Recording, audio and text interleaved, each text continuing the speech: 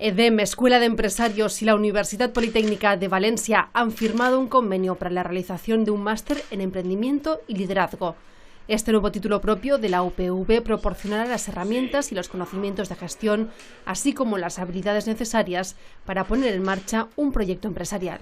Yo creo que es una formación necesaria para muchos ámbitos profesionales, de desarrollo profesional, y que, pues bueno, de la mano entre EDEM, que es una escuela que es experta en este ámbito, la Universidad Politécnica de Valencia, que también tiene profesores e investigadores en esta materia, pues esta alianza yo creo que es muy positiva para ambos. El máster formará a los egresados universitarios que quieran transformar sus ideas en proyectos reales y sostenibles en el tiempo.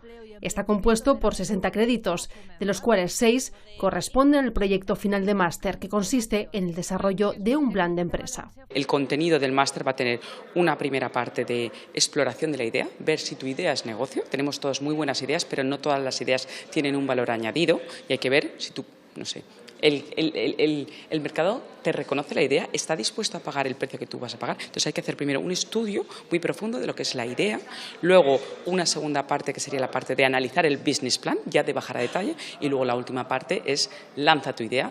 El máster comenzará el 15 de octubre y se impartirá en horario de tardes de lunes a jueves en las nuevas instalaciones de EDEM, situadas en la Marina Real de Valencia.